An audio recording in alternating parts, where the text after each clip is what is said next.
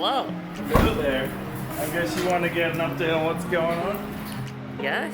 Alright. Should I have your mic or not? We've decided to help one of the businesses that are with us. The situation is like this. They have their stock with another third-party logistics warehouse with challenges for orders sending out on their behalf. They are working on transferring stock, half with them and half with us process. We've already established closing of marketing and just focusing on operations to make sure Christmas is going to be great. I wanted to make sure that these guys are okay because I've got a previous relationship with them and it's really, really good. And I want to make sure that they're going to be all right. So what we're going to do is we're going to leave Melbourne, rent a truck, pick up their pallets in Sydney tomorrow, and get their stuff into KeepSpace platform and Melbourne's warehouse. It's going to be pretty full on. We've done this now twice to go to Sydney. And so for us, we thought we'd record this one and give you an idea what it's like if you're in a situation where you're got your stock in one warehouse and you're looking to transfer to another one. What kind of experience should you be expecting through that process? So, how big's the truck? It is 8.5 meters long by 2.5 meters wide by 3 meters tall. Just slightly bigger than taller then, yeah? So here's our home for the next couple of days. Oh, look in! Hey, they have straps. They have straps! Alright, I'm gonna go get the straps, put them in there. I need this. Yeah, I'll still fill her up either way. Yeah, it needs to be filled up. Let's go. A little tour, okay, of home for the next 2 days.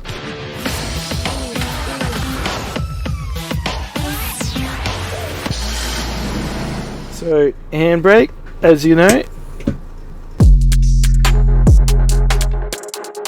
They always got a lovely hiss when they release in. They always got that. Oh, I thought you made that sound.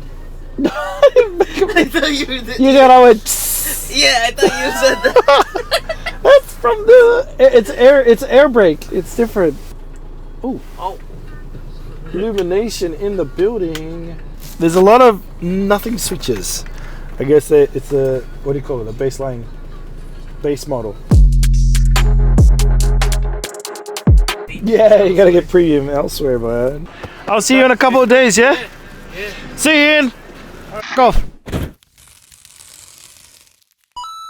So all we've done is left the city. Simran got us from the warehouse to Footscray, and now we're above the airport, and now we're in country land. But yeah, that's where we are right now. We're in a beautiful truck depot with all the trucks that are probably just here to chill and eat food and relax because getting ready for the big trip ahead. Just like us.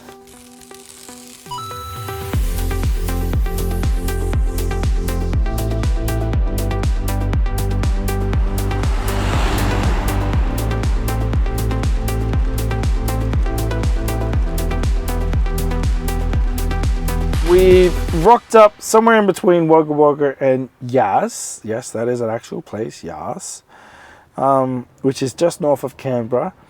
We've still got about 380 kilometers to go, and we've just stopped at a place just to get another mocha, another drink, and we're going to push through. And we're most likely going to sleep here in the truck. I just realized that these can go all the way back, which is great to sleep in. Lead her back, grab the handle, and get everything lying down and sleepy.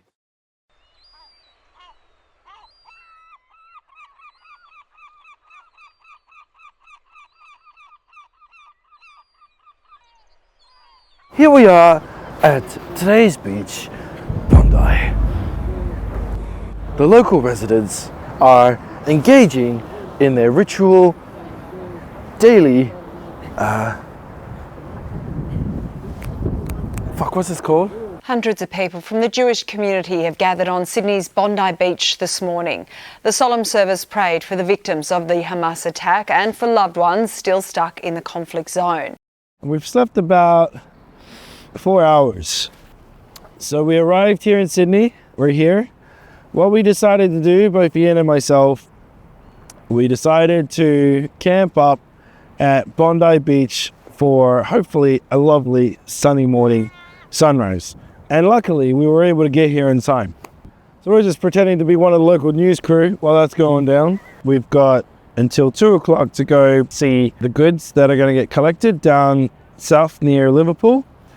But for now, let's have a look at the local cuisine and take a shot and see what we can get for breakfast down here while we're on the way to our location.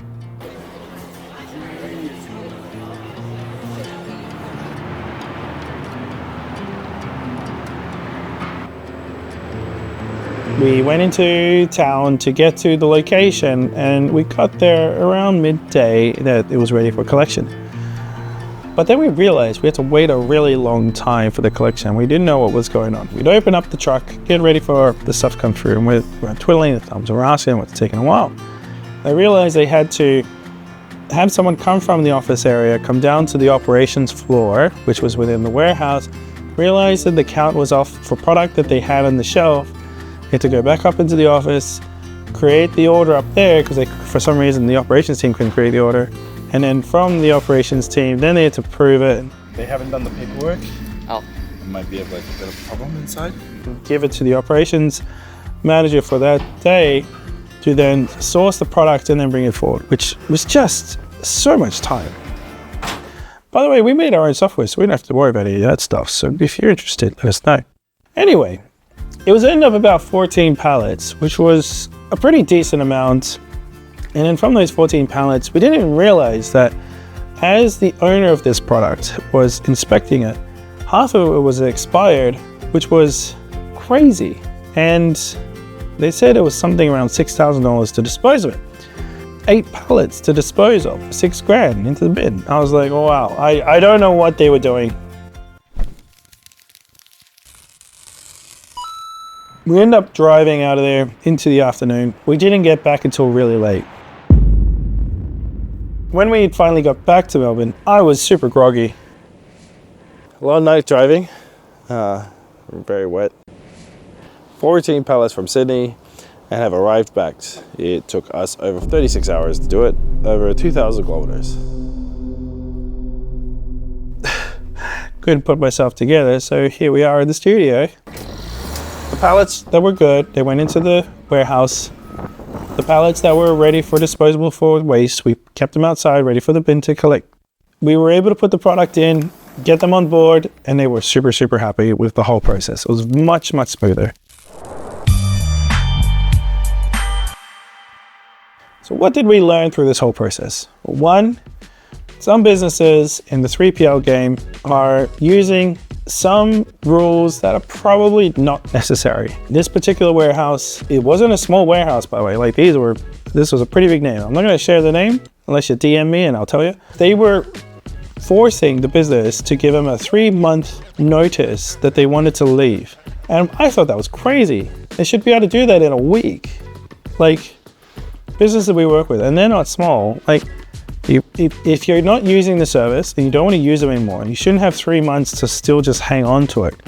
If you're finished, you're finished. Like technically, like a software program, if you're done with the products and you don't want to use it anymore, you shouldn't hold it by law to a contract that holds it through. I don't even know if it even stands up in court, but the fact that they made the rule was insane. That was probably the main thing we learned. And so if you're ever in a situation where you gotta move and you wanna move to KeepSpace and you wanna get through something that was like that, give us a buzz, happy to help you out. But either way, I hope this video was very entertaining and slightly educational for you. And we'll see you in the next one of these videos we've made for you. See ya.